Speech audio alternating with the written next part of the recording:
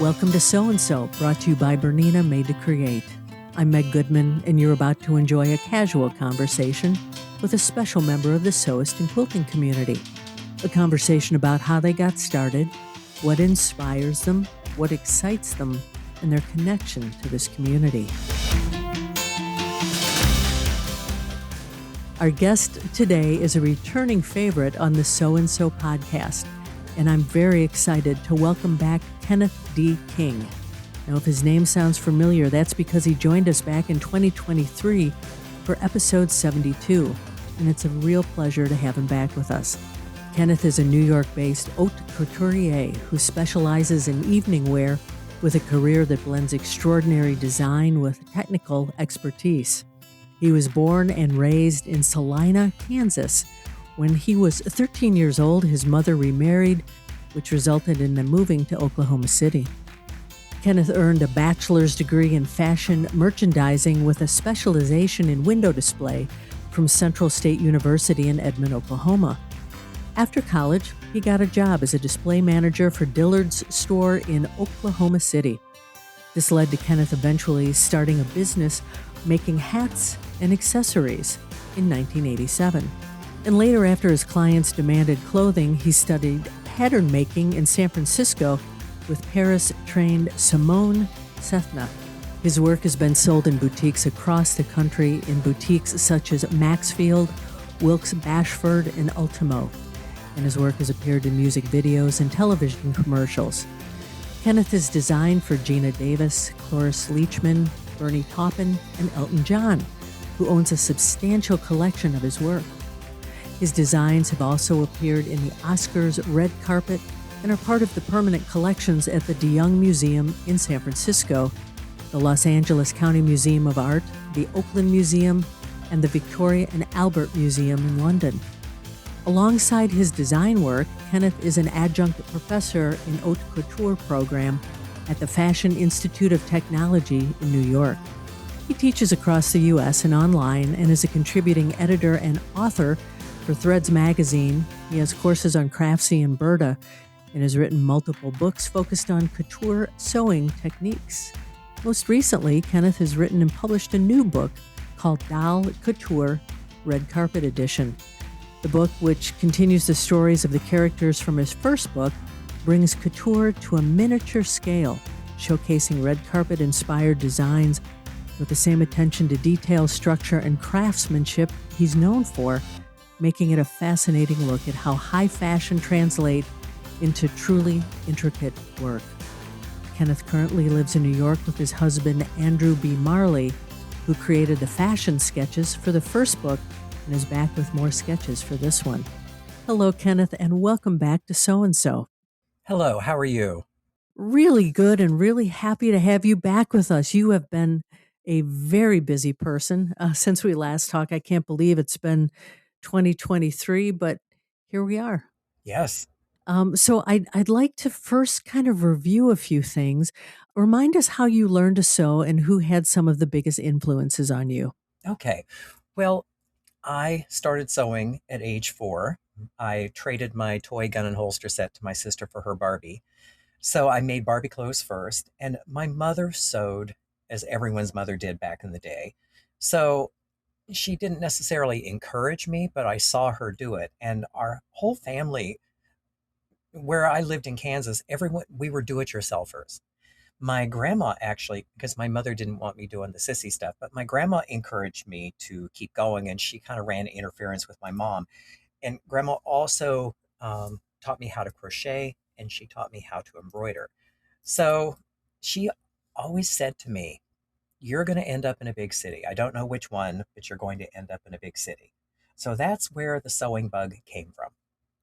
So you mentioned your grandmother, and we talked about her the first time we met. She was incredibly instrumental in helping you discover who you were and who you wanted to be. hmm Tell us more about her. Well, she was a rural gal from Colorado, and she married my grandpa to get away from her family, but she was like a pioneer gal of the time. Hmm. So that's kind of where she came from. She went through the Depression as everyone of my age has a grandma that went through the Depression. Hmm. So she had to do a lot of these kinds of things because they didn't really have the money to actually buy clothes. So that's where she came from. It's good that we have these strong people in our lives who love us for who we are. Yes. Kenneth, I'm going to quote you here on something we talked about in your first so and so episode. You said there is a prevailing attitude today that to be avant garde, one has to produce clothing that is ugly, shockingly sexual, or otherwise uncomfortable to look at. Beauty is now relative, a standard that is always being redefined. Creating classically beautiful garments is regarded in some circles as quaint and old fashioned. I disagree. Have your thoughts evolved on this, and how did this perspective influence your new book? Well, I still believe the basic kernel of that. One of the things that I find distressing these days is the whole thing with fast fashion. I look at the stores in New York, and I joked one time and someone said, "You're onto something." I said, if you just pulled a bunch of clothes that had like a particular color story from a variety of clothing stores and put a fake label on it and took it to the fashion press, they'd say, "Oh, this designer, brilliant, has caught the spirit of the age." Because a lot of the fast fashion these days is interchangeable. The other part of it is it's ugly because it doesn't fit, Mm, not beautifully made, not made to last. And so, when I think about classic and classically beautiful, part of that is clothing that's actually going to last for more than 3 or 4 wearings. mhm. So that's something that I push back against because the people that come to me for clothing really need made to measure because they can't fit into ready to wear. Mhm. So that said, kind of moving to the book, one of the advantages of working with dolls is you don't have to worry about a figure changing, which is kind of nice. I wish we all could say that, Yes. right? Well, the other thing is, it can be total fantasy. There, you don't have to worry so much about they have to be able to get in and out of a car, for example. Sure. So, it's fun to do this on a small scale. It doesn't take quite as much fabric. Um, yeah, I think, but again, I look at what I designed for this book, and I really think that you could wear all these clothes. I think they'll last into the future. They won't look like today's trend. So let's talk about some of your inspirations. You've mentioned that living in San Francisco inspired your work because you were very influenced by the Beaux Art architecture. And then Mariano Fortuny was a major influence as well. Have you found new inspirations? Well, New York, what I love about New York is it's older than San Francisco, but in a way it's newer. There's a lot of beautiful architecture. My studio is in what's called the Ladies Mile, which is a historic district. It was the fancy shopping district in the from the 1880s till about the 1910s. So there are a lot of quite magnificent buildings in the Ladies Mile. That said, there's a lot of new architecture. So also in New York, we have some really fantastic museums. One of which is the museum at FIT where I teach. And if anyone is in New York, I would encourage you to look in because it's a museum anyone can go into and it doesn't cost any money. So they have really amazing exhibits. And so there are a lot of things that I get to see that people in other parts of the country don't get to.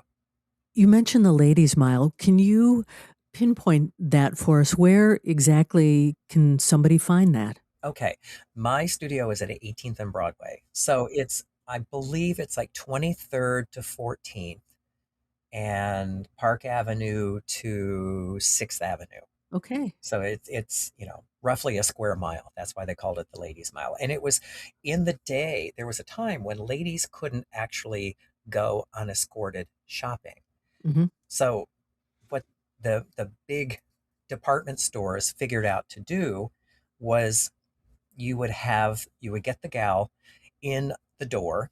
There were tea rooms, there were restaurants, there was a place for them to write their letters, there was a place for them to get their hair done, their sewing things, garments, the whole, basically what they figured out was that if you get her in the door and keep her in the door as long as possible, she's going to spend more money. Hmm. And that way they didn't have to worry about walking along the street unescorted. So that is really where the Ladies Mile sort of got its start. And it really was the birth of the grand department store. Interesting. That is really fascinating. I want to talk about something else that's fascinating. You collaborated with Swarovski, been instrumental in creating designs for music videos, commercials, Oscar red carpet. Any new collaborations to add to that? Well, not really. The one collaboration that is kind of fun is the Doll Couture books. Hmm. And I got to collaborate with my husband for the sketches. I asked him to do the sketches for the first one. So when I got the go ahead to do the next one, the art director, whose name also is Andrew. So we call him the other Andrew. So the other Andrew, when we were having our meeting about how to proceed, he went in this 5-minute love letter to my Andrew's sketches. And he said, well, could he be convinced to do them again? And I said, well, I'll talk to him. I have a little bit of sway. And he said yes. So the sketches are in the book. So that's the most recent collaboration that I've done. Yeah.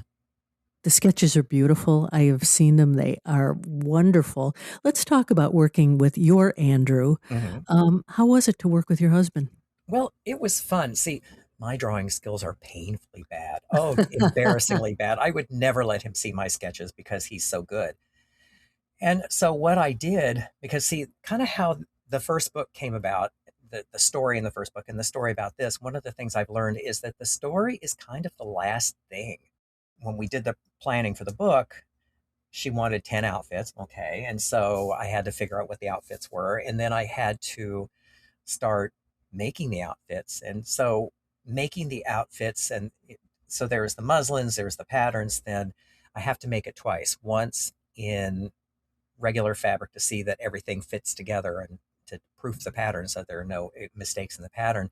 The second time I make it for the photographs. So then as I was working, the characters showed up. And when the characters showed up, then I kind of knew, okay, this is who this character is. And then at that point is when Andrew came in and looked at all of the clothes and looked at, I kind of talked about this is who this character is, this is who that character is. So that is when he was able to go back to his studio and do the sketches. And the product was sensational. It was. And one thing he learned, because he's a perfectionist and I strive for the illusion of perfection. There's a difference. Mhm. He was fretting about, oh, there was a speck here or there was a speck there on the drawing, and he said he would do them over. I said, oh, no, no, sweetie, you're 98% there. You get them scanned and bring them down, because we had to scan them for the other Andrew. And I pulled them up in Photoshop and I went and cleaned up all the little boo-boos. And then, like, one example on Bronwyn's crumb catcher gown, I said, this skirt needs to be narrower. And there's a thing you can do in Photoshop to do it. He sat there as I went through every sketch and did what needed to be done on the sketches. Mhm. And it was kind of fun because he kind of looked at me and he said, how do you know how to do this? It's because I have to. And what one thing it did for him is, it I think he saw the possibility that, oh, you don't have to worry so much about, oh, everything has to be perfect, perfect, perfect, because in Photoshop you can fix it. So that was our collaboration. I took what he did and then I looked at it and I thought, this dress needs to be stretched a little bit, or this Mhm. needs to be narrowed in a little bit. So that was the collaboration. What else has been happening in your life since we last visited? Oh gosh. Well, and I say to my students at FIT, you will always make money off your craft. You will always be able to earn money from your craft. And so between Doll Couture, The Story of Lola, and Doll Couture Red Carpet Edition, I did a project. It's kind of, my students at FIT thought, oh my God, my professor is so cool. I was contacted by DARPA, the spy people. They have figured out how to spin yarns that record audio. And it's a little frightening, but kind of fascinating at the same time. So what they wanted was a designer to propose some designs because they didn't want the garments that they were making to look like something an engineer designed. So that was the project I worked on between the two books. And my part didn't last all that long, but it was an interesting thing, and I got to meet some people and I got to learn some new stuff. So once that was done, I got the call for Doll Couture red carpet edition, and I was off and running. So, garments that record audio, that's a thing. Yeah, Ooh. yeah, I know it's it's yeah, and I can't talk much about it because most of it's top secret. But when I got the initial contact, I did it was a Zoom meeting just before I went to class, and so I felt a little bit kind of gobsmacked by this, and I went in Mhm. and I said, "Kids, I think I'm going to be making spy clothes," and these kids looked at me like, "Our professor is a rock star." Yes, I am, kids, I am. That is So pretty cool. yeah. Well, let's talk about something you can talk about, which is your new book, Doll Hmm. Couture, the Red Carpet Edition. Hmm. What was your inspiration for the book? Well, not to sound too venal, but she offered it to me and said, we'll pay you money for this. But that said, a lot of my work back in the beginning of my career was kind of end up on red carpets and music videos and Mhm, all of that. So it was kind of a natural thing. Also, my Barbie, when I was a kid, her name was Estelle. And see, I did not sign up or sign on to the Mattel teenage fashion model thing because if you look at the clothes from the early years, those were grown up lady clothes. Those were not teenage girl clothes. mhm, So that said, I my my doll Estelle lived in a big city. She drove a convertible. She went to the opera, the theater, and restaurants, and she only owned evening clothes. mhm. That's kind of where it came from. And people would ask me when I was a kid, well, what does she wear to work? And I would look at them like, work? And and this is, this is one of those things because see, I can be a little bit dense at times. And if you've ever watched the movie Breakfast at Tiffany's, Mhm. a lot of people don't realize what she did for a living. And there were two references to $50 for the powder room.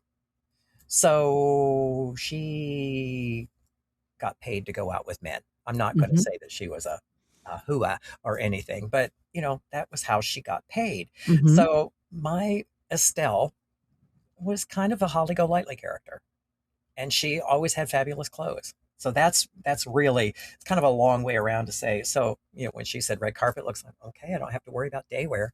Let's go for it. So that's how it came about. I wanna kind of talk about the progression of things.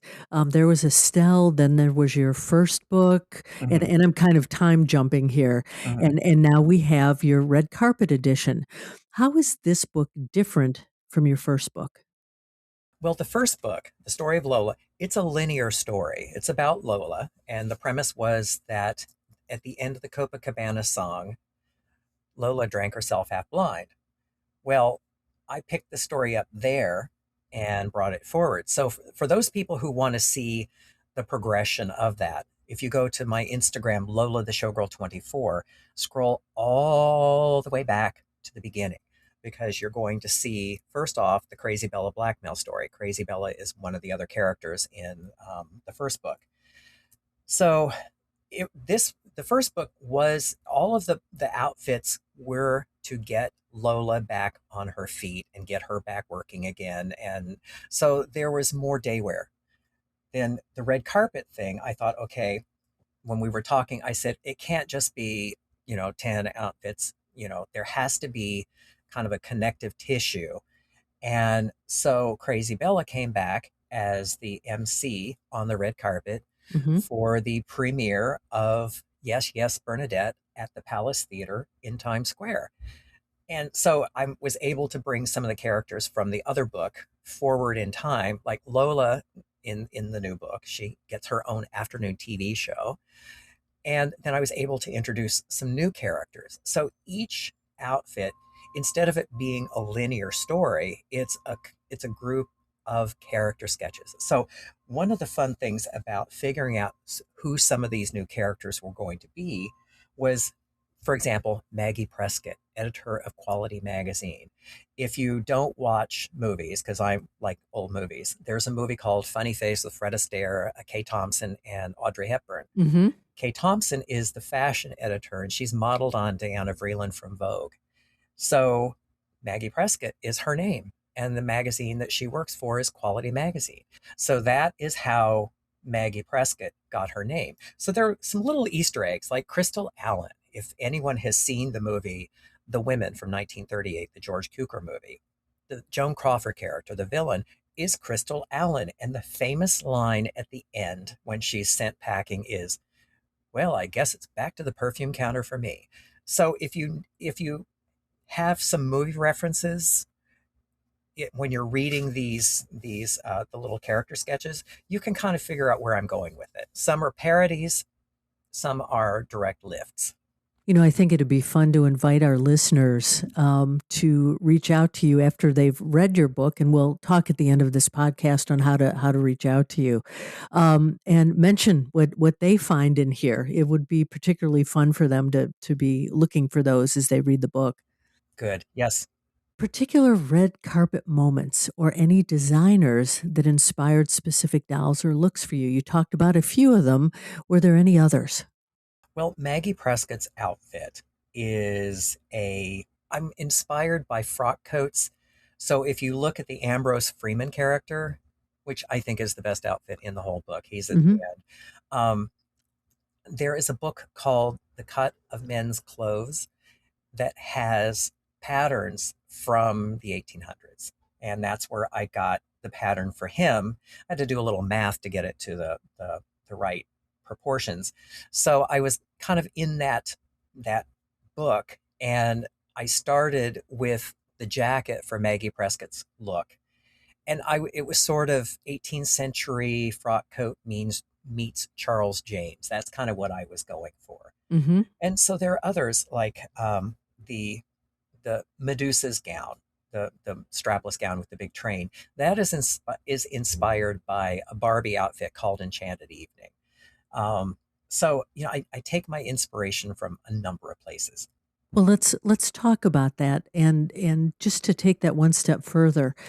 Does working on a small scale change the way you think about proportions, structure, technique, and if so, how so? That's a great question. First off, muslins. You have to make, I found 7 muslins. Now, if I'm working on a human sized garment, 3 muslins, I can usually nail it in 3 muslins. But when you're dealing with 1/6 scale garments, a millimeter or two will completely throw something off. So, what I found is that I cannot get away with any less than 7 muslins before I actually start making it in fabric. That said, really, like I said, a 16th of an inch will change something. I have a design I'm Mm. working on now that's has a ruffled skirt with 3 tiers, and I've had several people say, "Well, it looks fine." I'm like, no, the top tier at the center needs to come up 3/16 of an inch, which sounds like you're splitting hairs, but at this scale, you're not.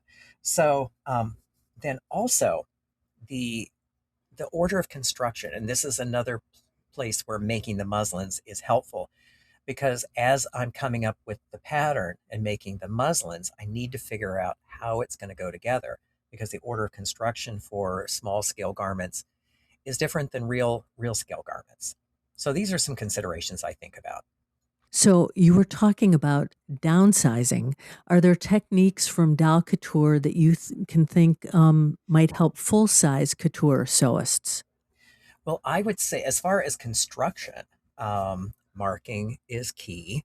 If you are making clothes, if you want them to turn out beautifully, you have to be fastidious in your marking. You have to be fastidious in your pressing. Now, in Doll Couture, in both books, there are blueprints for little tiny pressing tools that you have to have for 1/6 scale. And it certainly couldn't hurt to make them in full size as well, so that when you're pressing a real size garment, you have a lot more control over pressing. Now, Hmm. another thing I like to do, and this is something I use in the 1/6 scale, but it's fun to use it in full scale, is using nylon tulle or silk organza for facing edges, because it gives you an edge that is completely flat. And especially the nylon tulle, it's like air. So you can face something and get a really nice facing, but you add no bulk.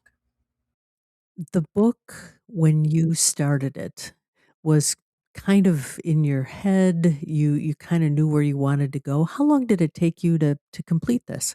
Oh, this was a year out of my life. We started it in October of we had the first conversations in October of last October of 24. God, time flies. It's 26 already. And so I had to what I did is I had the contract written up so that I would deliver the manuscript in three pieces.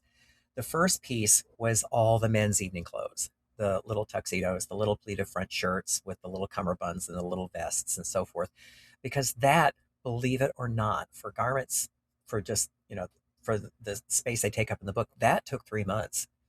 Because when you're working on that scale, what I was wanting to do is I wanted to build in the turn of cloth and everything into the pattern so that when I was constructing, everything would roll properly and lay properly. I ended up making 10 little tuxedos before it was over. Oh, And so wow. I was able to use them in the book there's a photo of the bodyguard and all of the security detail in Mhm. the lobby of the theater. So I figured, okay, the ones that didn't turn out so well, those will be further back from the camera, and the ones that turned out really well are in front of the camera. So that was for 3 months. I was making little tiny tuxedos, and and I'm glad I spent the time, because if you, I mean, you've seen the book, they turned out very well. I was quite happy with it. There is a fun story about how each of these books came to be, which was kind of non-traditional. Would you share that with us? Yes, well, I have my friends now think I'm this publishing guru. And it's so funny because my students at FIT say, "Oh my God, Professor, you like have a book?" And well, I have seven out if you count the French edition, because I've been writing books since '96. But the Doll Couture story of Lola, it started, and so I encourage your listeners to go to Lola the Showgirl 24 on Instagram and scroll all the way back, because in 2020, when I was locked in here in New York during the pandemic, one of the things I did to keep myself sane, because I don't drink, I don't do drugs. So I needed something. So Crazy Bella is one of the characters that on Instagram, I did this whole Crazy Bella blackmail story where she was instituting the tar beach, which in New York, you go up on the roof to get your sun in the interest of social distancing. So she thought it was entirely private up on the roof. So she took off her bathing suit. Well, there were these guys with telephoto lenses taking photos of her without her bathing suit. Mm. They sent her ransom notes saying, "Give us $1 million or we're going to go to the press." It went to the press, and there's this whole story that spooled out. At the end, she wrote her memoir. And if you look on the Instagram, you get to see her meeting with the Marley Blackwood of the Marley Blackwood Literary Agency. And when you see that photo, that's my husband shot from behind. So this is what the CEO of Taunton and I were talking about in December of 22. And I just said, "Hey, it'd be really fun to do like a Crazy Bella story with sewing." And she said, "Okay." And I sat there, and she leaned in and she said, "I'll have my people call you." And I tell my students at FIT, that's what you want to hear. Uh-huh. So yeah, that's how it started. And then when the book launched and time went on, the Taunton Books is now sold to Abrams. So the woman who is running Taunton Books, her name is Jen Dorsey, started her own company, Broad Book Publishing, and she called me and said, "Would you like to do another book?" So that was my second book proposal. So people ask me, "What do your book proposals look like?" I said, "Well, the first one was, it'd be really cool to do a story about this." The second one was just answering the phone. So, I realized that I'm extremely fortunate to have developed a reputation and um, people recognize that. But it is kind of nice that, this is something I say to my students, because my students FIT, some of them think I'm a cranky old man, but I don't care. But what I say to them is there is a benefit for sustained effort over a long period of time. And one Mhm. of the benefits for me at this point in my career is that I can kind of throw something like that out and people say, okay. Mhm. And of course, and the other thing, especially with the first book, we wanted to kind of ride the Barbie movie wave. So I had from January 1st to June 1st, I had to write the damn book, do all the illustrations, I had to do everything, all of the whole thing. And when I had the galleys, I was at a party in September of that year. And the host said, "Oh, he introduced me to this guy who I guess is a published author." And he said, "Oh, Kenneth has a book." And the guy gave me this look because everyone in New York is writing a book. And you could see him kind of rolling his eyes. And so I handed it over to him. I said, "Here, have a look at it." So he was flipping through it. He looked at me he was surprised. He said, "Oh, you have a publisher?" I said, "Yeah, this is the galley." So he was flipping through it. And he said, "Oh my God, how long did this take?" I said, "Well, I started January 1st. I turned my part in May 15th." And he looked at me and he said, "How did you do this?" I said, "I don't know. I just know that I did." It was one of those, because I had so much going that semester. Sure. But, it's just one of those, you just put your head down, you put one foot in front of the other. And my friend Jackie would say, it's like eating the elephant one bite at a time. Mhm. But the gal her name is Renee Jordan, she said yes, because she knew that, okay, here's the deadline, he'll hit it. So that's how I got it. So, publishing a book is not new for you. You are Mhm. very detail oriented. You put your heart and soul into these, and then you are handed a copy of your most recent book. What's that like for you? It was great because, it lives in my studio. Mhm. When I'm working on it, I have the lights set up or, whatever for the photographs and the whole thing. And then, of course, it lives on my computer because there comes the point where I have to go through the whole thing to make sure everything is correct. But having the book in my hands it's a little bit surreal, but Mhm. quite wonderful. It reminds me, like when I first saw the Diet Coke commercial that had Elton John with one of the red hats on. Mhm. It was, I remember watching the screen thinking, I made that. I made that. I made that. And it's a fun feeling to have, looking at this book, and I think it turned out beautifully. I love how it looks. I love how it feels. I love the paper. The other Andrew, the guy who did the layout, he did an amazing job on it. And the editor, her name is Stephanie Miller. She used to edit for Threads. When she was signed on, because I kind of jumped up and down and said early on, we need to have her starting soon because there is so much information for her to get her arms around. When she and I talked, she asked me, "What do you want from me?" I said, "Edit these how to's like very long articles for Threads." So everyone was working, doing what they do beautifully. My husband, of course, was busy making the sketches. So, it was a collaborative effort, and it was fun to work with really good people. And that's the result. Indeed. Now, I do want to back up on something you just said. For those who listened to our first episode, this would sound familiar, but if you are new to people, you mentioned Elton John and the hats. Yes. And would you just explain that to us, so the relationship with Elton John and his hats? Okay. Well, I started selling to a store in Los Angeles called Maxfield. It's People used to call it the Zen temple to shopping. And up until that point, because I had an agent that people were like, no one, everyone, it's too weird, it's too extreme, it's too this, it's too that. They didn't like it, blah, blah, blah. So my agent basically kind of elbowed her way into Maxfield and they said, we'll give you 15 minutes. The owner of the store didn't understand it. The buyers didn't understand it. They said, well, let's go get Mindy. Mindy is she was the head sales lady of the store at the time. And we still talk. Lovely gal. She looked at it and she said, I can sell this. And this was the Tuesday evening before Thanksgiving in 1986. So at like 7 in the evening, they wrote the check. 10:30 the next morning, everything was sold. She had gotten out her black book and she called people and said, "You